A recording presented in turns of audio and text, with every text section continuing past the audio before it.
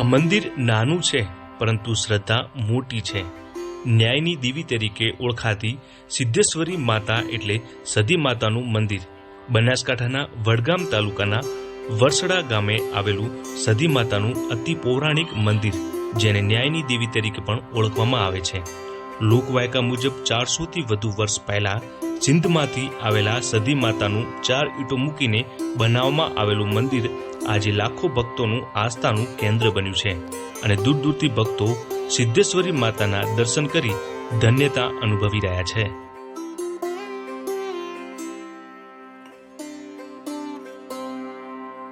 આજથી લગભગ ઈસવીસન સંવત 1444ની અંદર આ ગામની સ્થાપના થઈ।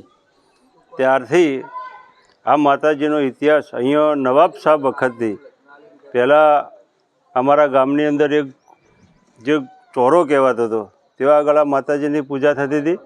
ત્યાંથી આ માતાજીને અહીંયા લગભગ 150-200 વર્ષ પહેલાં અહીંયા 5 ઈંટો મૂકી અને અહીંયા સ્થાપના કરેલી શમશાનની અંદર।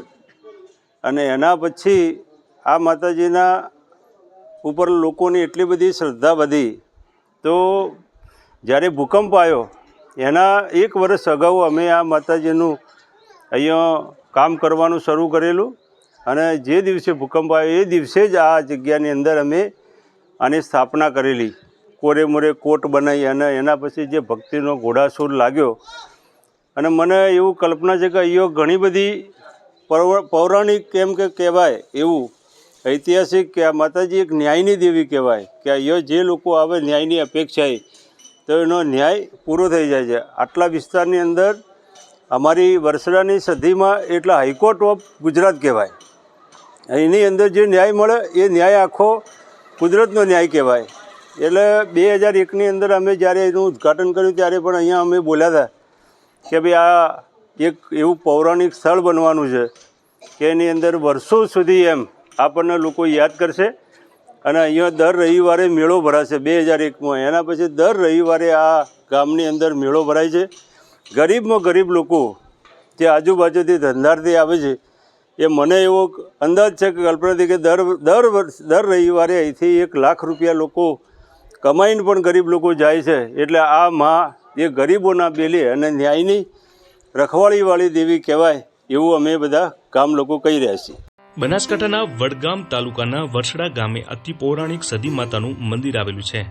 મંદિર નાનું પરંતુ શ્રદ્ધા મોટી હોય તેમ લાખો ભક્તો દર રવિવારે સદી માતાના મંદિરે દર્શન કરવા માટે આવી રહ્યા છે અને ન્યાયની દેવી ગણાતી સદી માતાના દર્શન માત્રથી ભક્તોના દુઃખ દૂર થઈ જાય છે।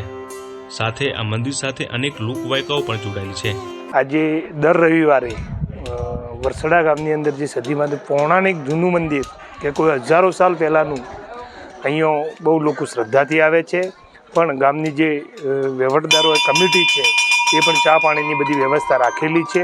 ખૂબ જ લોકો ચાલતા આવે છે, અંદાજે 4,000 થી 5,000 ગાડી માટેની કોઈ પાર્કિંગ પણ વ્યવસ્થા છે। અને અમારા વરસડાની અંદર અનેક પૌરાણિકો મંદિરો છે। અહીંયા ચામુંડામાની પણ પ્રાચીન જગ્યા છે, ગુરુ જમનાપુરીજી મહારાજની પણ જીવન સમાધિ છે, એ પણ 750 વર્ષ થયા છે। માટે કરીને અમારા ગામની અંદર જે 18 આલમ આ માતાજીને બહુ શ્રદ્ધા રાખે છે અને દૂર દૂરથી પણ લોકો અહીંયા શ્રદ્ધા માટે આવે છે।